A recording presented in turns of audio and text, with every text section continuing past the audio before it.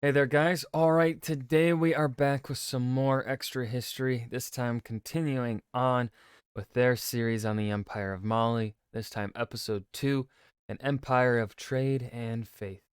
Before we dive in, make sure you go and check out the links in the description box below. I would love it if you join the Discord and followed me over at Twitch. Okay, really got nothing to add here at the beginning of the video, so we're just going to go ahead and dive straight into it. A man stands outside the city walls, You do looking be into the standing. desert. For the last 2 decades, he has traveled across the Islamic Oh, world, I know from who they're China talking to about. I just forget his Andalusian name right now. Spain. Along the way, he had been shipwrecked, kidnapped by rebels, and detained by a mad sultan. The year before, he had crossed Arabia at the height of the Black Plague. But this would be his greatest adventure, a land Ibn Battuta. That was the name. so remote that few had seen it, but those who did told of its magnificent wealth. Ibn Battuta mounted his camel and prepared to cross the Sahara. Bum, bum. It was 1352, and though Mansa Musa had been dead for 15 years, Rip. stories of the king's golden pilgrimage train were still drawing scholars to the Islamic And still fucking up the economy of Europe and the Arabic world, wasn't it? world's richest empire. We know this because Ibn Battuta began his trip that year with the simple hope of securing a judicial appointment. It would be a hard journey, but in accomplishing it, Ibn Battuta would end up seeing almost the entirety of Mali's trans-Saharan trade routes, a network that had made Mansa Musa so rich that, as we will see in the next episode, he could give handfuls of gold to passers-by without a thought. Ibn Battuta would later record this adventure in his epic book, The Travels, producing the only eyewitness account of the Mali Empire.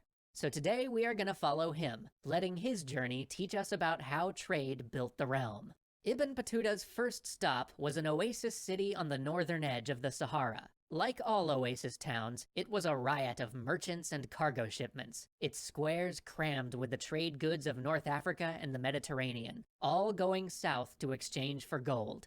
There were textiles, books, jewelry, perfume, and the cowrie shells Malians exchanged as currency.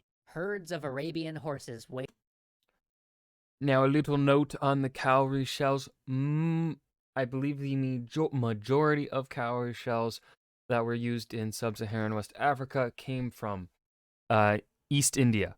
Like the East India Islands and stuff like that. That kind of are like the East Indian coast, East India Islands, that kind of place, because cowrie shells are in such abundance, and because of the interconnected trade of the Arabic world with that part of the world, cowrie shells were just so prevalent and just available to them that they could just use them as their own currency, even if they did not occur as naturally for them. Now, I think on the coast, West Africa was able to get some, but I don't think they were as readily available as pretty much Indian cowrie shells were for them. Waited outside the walls. Among the That's a goods in fact the I know. caravans, Ibn Battuta found some Berber traders, the ethnic group that had controlled the trans-Saharan trade, and he arranged to join their expedition.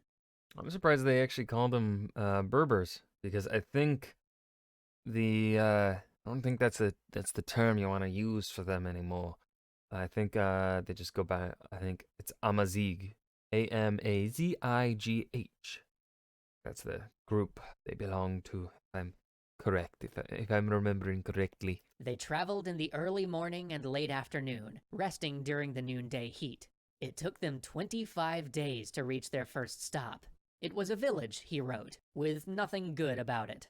It was a labor camp, an open pit mine in the middle of the sand, where enslaved people carved blocks of rock salt out of the earth. The water was brackish, and both houses and mosques were built from salt, with stretched camel skins for a roof. All food was imported on camelback. But despite this desolation, he saw vast amounts of gold change hands. Traders from Mali were buying salt in order to take it south to sell. Ultimately, this salt would go deep into the rainforests, where no naturally occurring salt existed to help people retain water. Without it, the gold miners would dehydrate and die. After the caravan took on water and salt, they headed south. The next stretch was 500 miles with only one oasis. But the winter rains had been kind, and small pools sustained them. Even so, death awaited. One man from the caravan quarreled with his cousin and lagged behind to sulk. They never saw him again.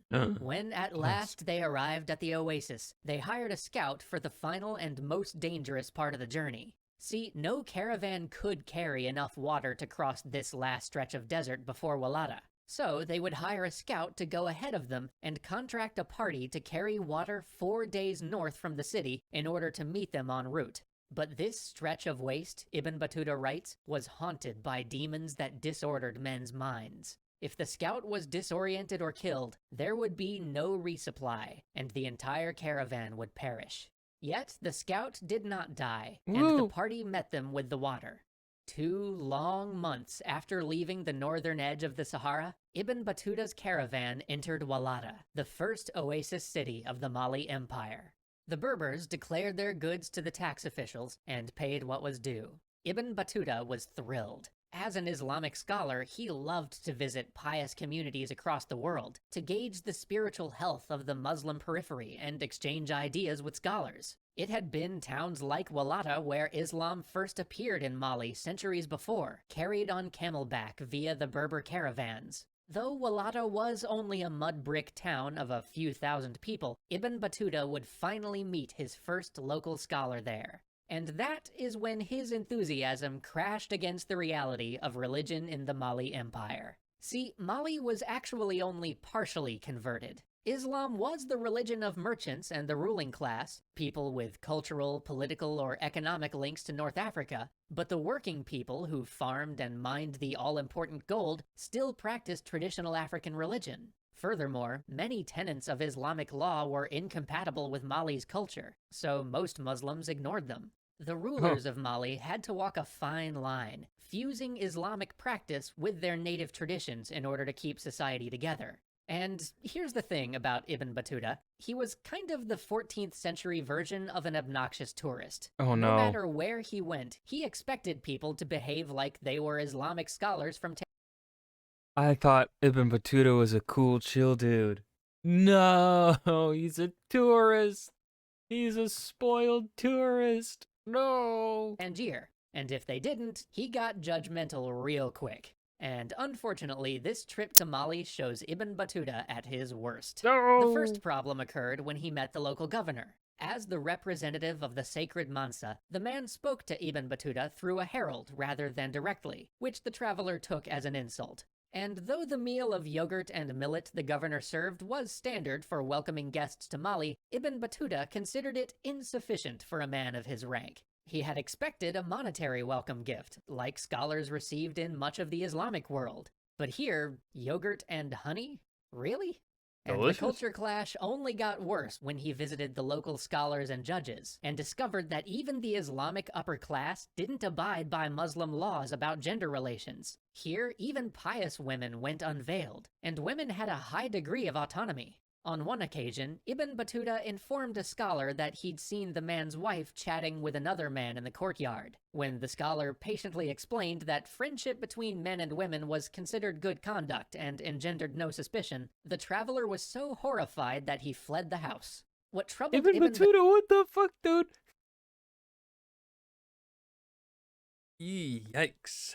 All right. Battuta about these deviations was that he admired the empire's piety. The people observed prayer times, kept scrupulously clean for mosque, and, in a society where books were rare and expensive, insisted that children memorize the Quran. Admittedly, they used methods that would be frowned upon today, but still. And as he traveled toward the capital, he marveled at the country's security. Once within the boundaries of the empire, he could travel alone without fear of bandits. This was by design. Mali possessed a strong, capable military, which existed mostly to enforce taxes and ensure that banditry didn't endanger the all-important trade routes. According to Ibn Battuta, their justice system was fair and disciplined. If a foreigner died in Mali, instead of pillaging the man's trade goods, the government turned everything over to a trustee until the man's relatives claimed it. However, upon reaching the capital, Ibn Battuta was disturbed to find how deeply African religion and culture influenced the court.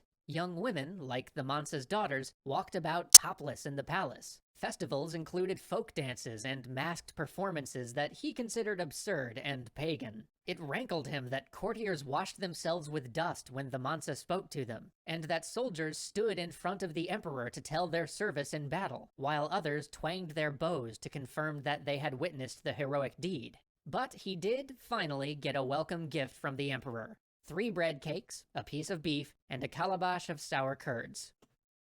Yeah, I think Ibn Battuta is forgetting doesn't understand maybe a little bit of economics here. Um, when a culture, a society has access to maybe a certain good in such high quantities, right? Where to them it is essentially meaningless, right? Salt is worth more to Mali than gold, right? Like that, we need to establish this here. Gold is worth less than salt to the Mali Empire. Ibn Battuta is, of course, coming from a place where gold is not so readily available. However, he's visiting a place that where it is. It's like to the Mali people, they're not gonna give gold as a gift because they think it's so worthless. Because it's just a common item to them. Because it is so accessible, right? Gold is meaningless to them because they have so much of it. But food is more scarce to them than food, salt, water. Probably more scarce to them than gold. At this, he burst out laughing. Wow, the Mansa's legendary generosity. That's it, screw this, Battuta out.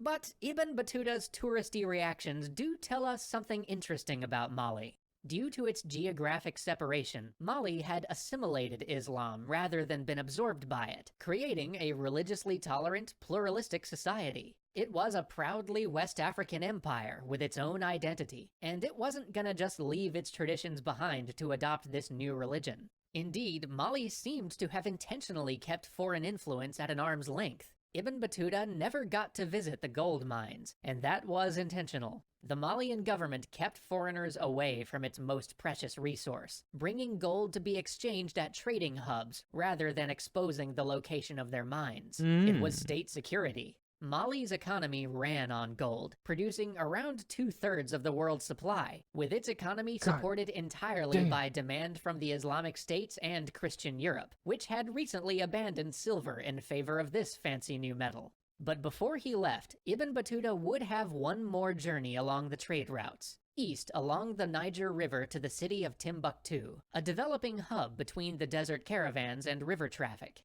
He likely spent this trip amid the whirl of exports Mali sent north along with its gold: ivory, cola nuts, ostrich feathers, resin, and enslaved people. Oh. And, of course, the gold Ibn Battuta had finally received after complaining to the Mansa's face. As he watched the river slip by, he no doubt thought back on the stories he'd heard in Cairo about Mansa Musa's generosity and piety, the unimaginable wealth of his pilgrimage train. Had those just been tales this whole time? Find out next week. And that was the Empire of Mali, an empire of trade and faith. Extra history number 2. This was a good episode. Yeah, I thought this was really well done, well paced, well spoken, well written. Really got nothing to add aside from that. So I hope you guys enjoyed. Remember to hit that like button and subscribe for more. And I will see you guys in the next video. Peace.